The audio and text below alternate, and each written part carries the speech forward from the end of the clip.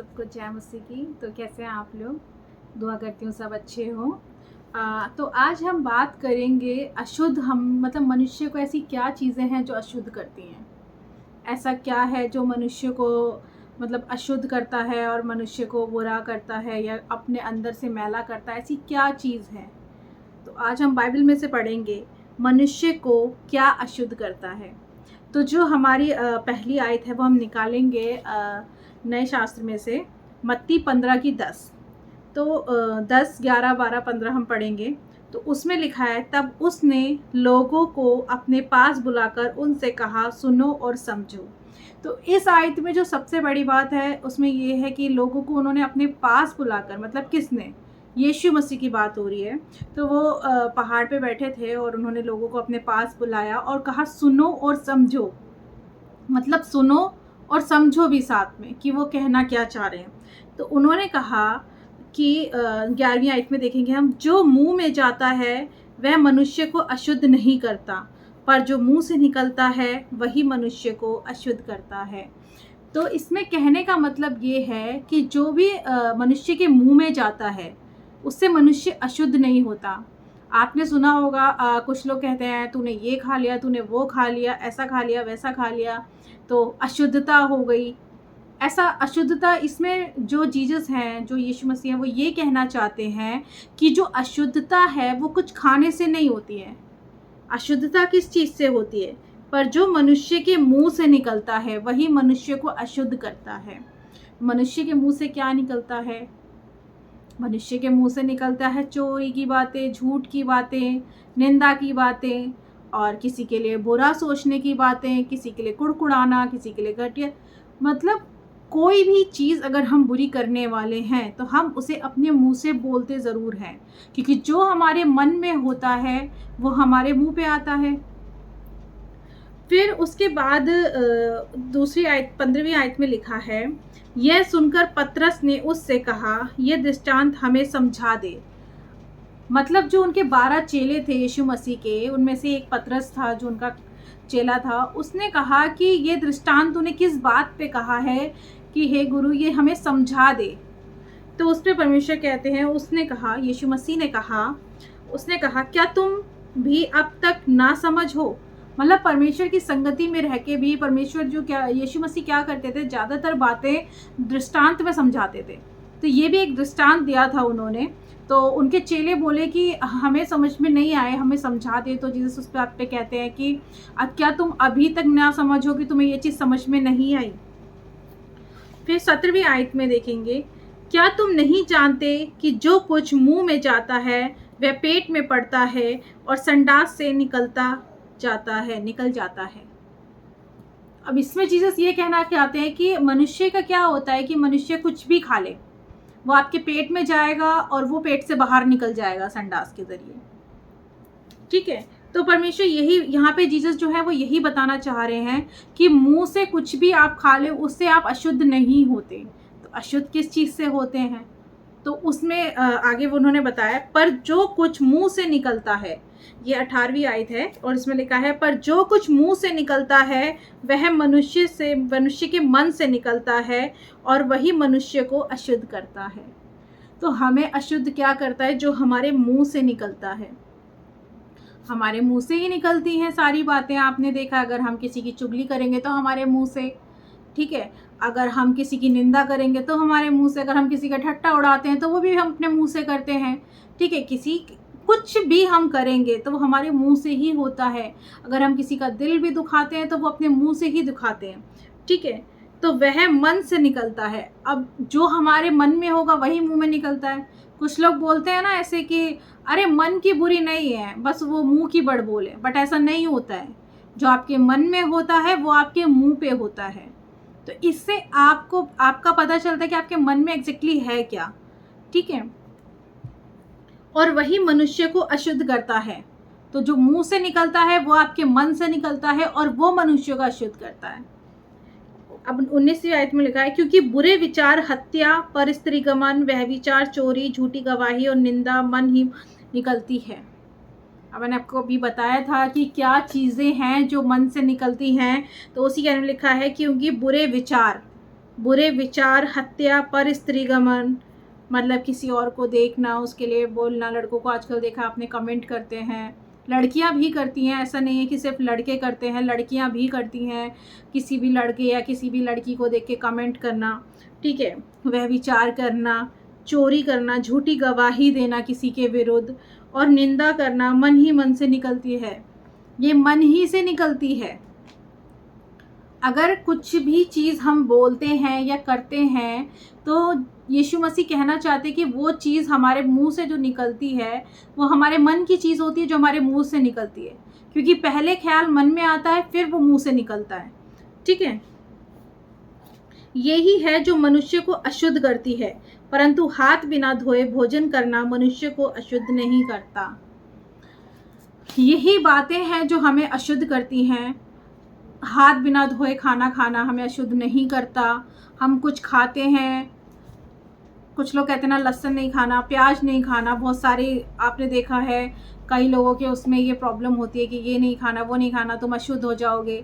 तो हम कुछ खाने पीने से अशुद्ध नहीं होते, हम अपने मन के विचारों से अशुद्ध होते हैं। हम अशुद्ध होते हैं गंदा बोलने से, जब हम गालियां देते हैं, हम चुगली करते हैं, हम किसी की निंदा करते हैं, हम ठट्टा उड़ाते हैं, या हम किसी चोरी का प्लान करते हैं, या हम किसी झगड़े का प्लान करते हैं, या हम किसी के भी बुरा करने का प्लान जो हम अपने मुंह से बोलते हैं, अपने मन से निकालते हैं, हम उससे अशुद्ध होते हैं। इन चीज़ों से हम अशुद्ध नहीं होते कि आपने क्या खाया है, क्या नहीं खाया, आप कैसे किसी को खा सकते हो, आप कैसे किस चीज़ को क्या कर सकते हो। तो इन सब चीज़ों से निकलने के लिए बोला, ये सब चीज़ें नहीं है। आपका मन, आपके विचार, ये डिपेंड करता है इस पे कि आप अशुद्ध हैं या नहीं है। इसलिए कहते हैं ना, जो मन के शुद्ध हैं वो परमेश्वर के राज्य को देखेंगे। तो मन का शुद्ध होना क्या होता है? मन का शुद्ध होना यही होता है कि आपके मन में किसी के लिए बुरे विचार ना हो। आप कोई भी गुनाह करने से पहले एक बार आपके मन में ख्याल आता हो कि आप परमेश्वर की संतान है, आपको ऐसा नहीं करना, कि ये परमेश्वर की दृष्टि में गलत है, आपको नहीं करना है।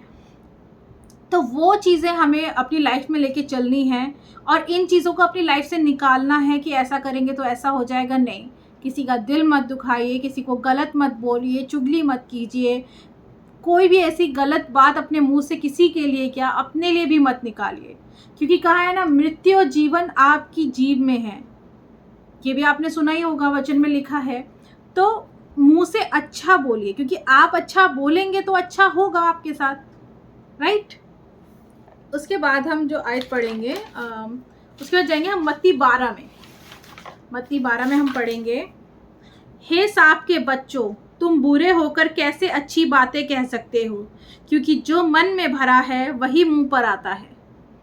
अब लिखा है, हे सांप के बच्चों। सांप के बच्चों क्यों कहा गया है इसमें, पता है आपको? आपने आदम और हव्वा की कहानी मतलब सुनी होगी। उसमें जो पाप करवाया था, जो शैतान जिस रूप में आया था, वो एक सांप के रूप में आया था। ठीक है, तो इसलिए कहा गया है हे सांप के बच्चों, मतलब शैतान के बच्चों। क्योंकि अगर आप पाप करते हैं, आप झूठ बोलते हैं, तो आप शैतान की संतान कहलाते हैं, ना कि परमेश्वर की संतान।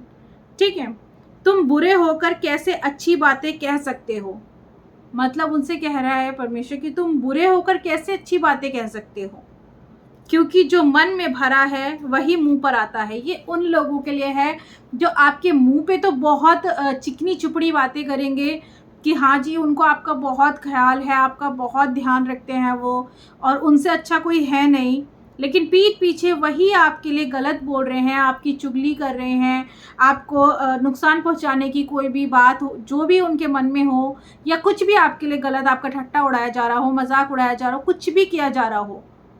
ठीक है, तो ये उन लोगों के लिए कहा गया है कि हे सांप के बच्चों, तुम बुरे होकर कैसे अच्छी बातें कह सकते हो।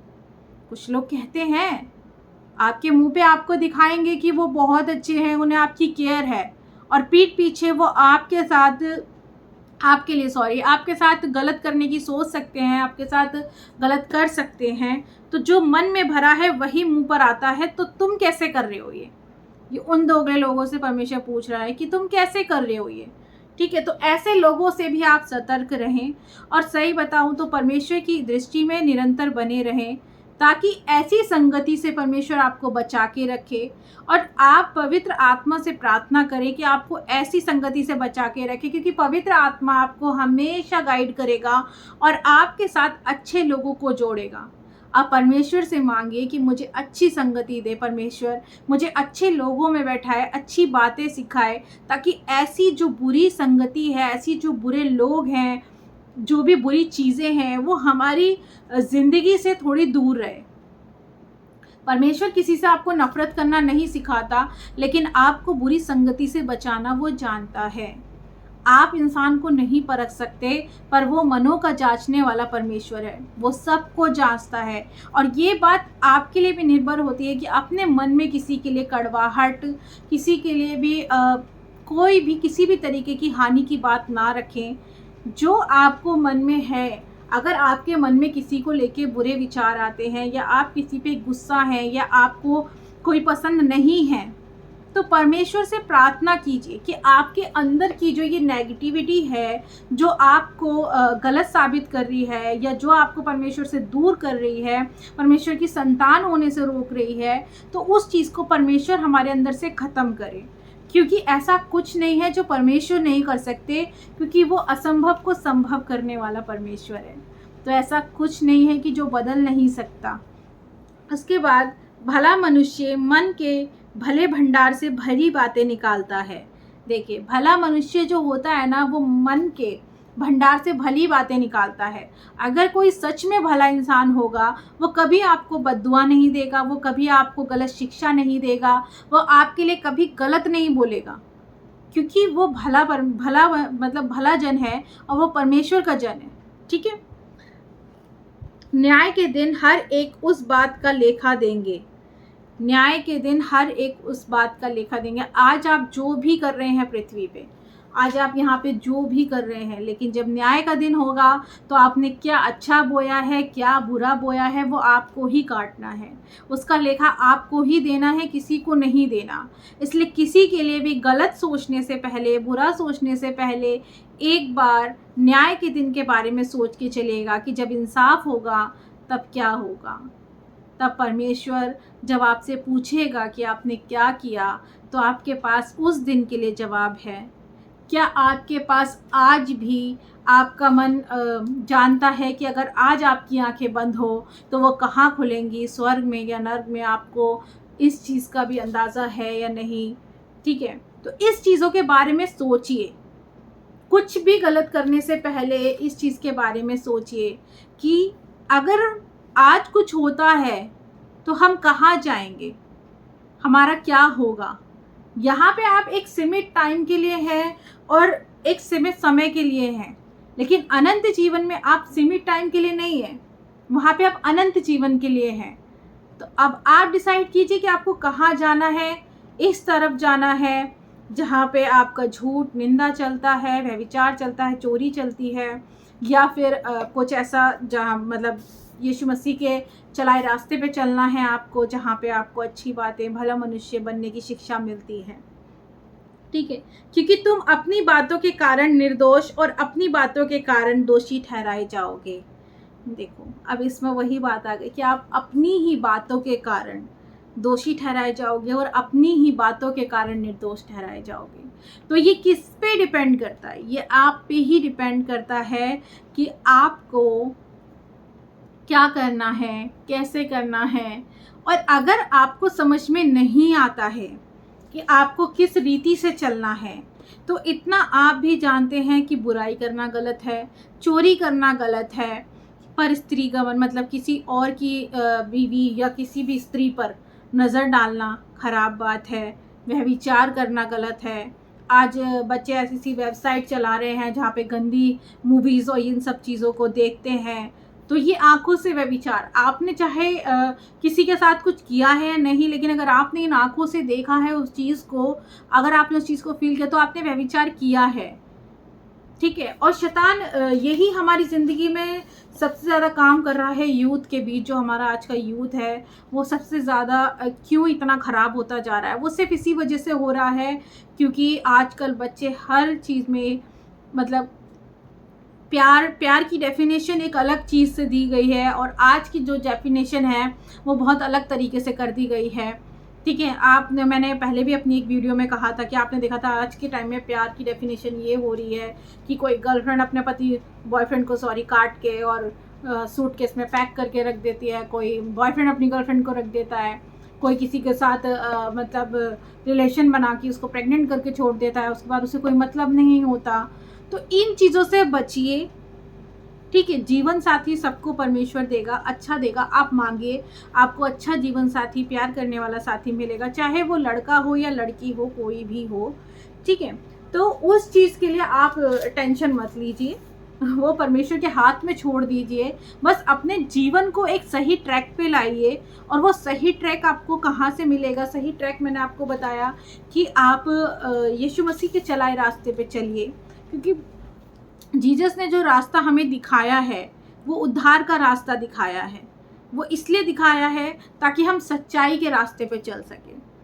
तो आज जो मेरा टॉपिक था वो यही था, अशुद्ध करने वाली बात पे। क्योंकि मैं बहुत चीज़ों को बहुत लोगों से सुनती हूँ, अरे तुमने ऐसा खा लिया तो तुम अशुद्ध हो गए, आज तुमने राइस क्यों खा लिया, ये गलत था, आज ऐसा क्यों कर लिया, आज वैसा क्यों। मतलब इतना ज़्यादा सोचना और विचार करना मैंने किसी चीज़ में नहीं सुना। प्रभु यीशु मसीह ने मुझसे कुछ नहीं कहा, और जो उन्होंने कहा है वो मेरे सामने है कि अशुद्ध हमें क्या करता है। तो अपने मुंह से अच्छी बातें बोलिए, आशीष भरी बातें बोलिए, ताकि आपके जीवन में भी अच्छा हो। आप अच्छा बोलेंगे तो अच्छा होगा, और परमेश्वर पे विश्वास रख के अपनी लाइफ में आगे बढ़िए, क्योंकि उसका चलाया रास्ता ही हमारा उद्धार कर सकता है। और अगर हम इन्हीं रास्तों पे चलेंगे, नेगेटिविटी की तरफ ही चलेंगे, ठीक है, आज ये चीज़ें आपको मज़ा दे रही हैं, आराम दे रही हैं, अच्छा लग रहा है, आपको खुशी दे रही हैं, क्योंकि पीना, ड्रिंक करना, स्मोक करना, ठीक है, और ये सब चीज़ें आज आपको ये अच्छी लग रही हैं, लेकिन ये आपके ना हेल्थ के लिए अच्छी हैं और ना ही आपके फ्यूचर के लिए अच्छी हैं। इसलिए परमेश्वर ने जो भी बातें कही हैं और जो भी बातें, जो भी वचन हमें दिया है, वो इसलिए ही दिया है ताकि हम ठीक रहें, हेल्दी रहें, और हमारी लाइफ जो है वो अच्छे से चले, ताकि शैतान हमारे ऊपर किसी भी तरीके का काम ना कर सके। ये आपको डिसाइड करना है कि जो शरीर आपको परमेश्वर ने दिया है, जो आत्मा परमेश्वर ने आपको दी है, उसको आपको परमेश्वर की महिमा के लिए यूज़ करना है, दूसरों की सेवा करने के लिए यूज़ करना है, या फिर शैतान की सेवा करने के लिए यूज़ करना है। ये आप पे डिपेंड करता है। तो अब आप सोचिए इस बारे में। और जितने भी रूमर्स हैं, ये सब बातें कि ये मत खाइए, वो मत खाइए, ऐसा मत करिए, वैसा मत करिए, इससे आप अशुद्ध हो जाएंगे, तो ऐसा कुछ नहीं होता है। ठीक है, आप कुछ भी खाने से अशुद्ध नहीं होते, आप अपने मुंह से बोलने से और मन में गलत रखने से अशुद्ध होते हैं। तो जय मसीह की।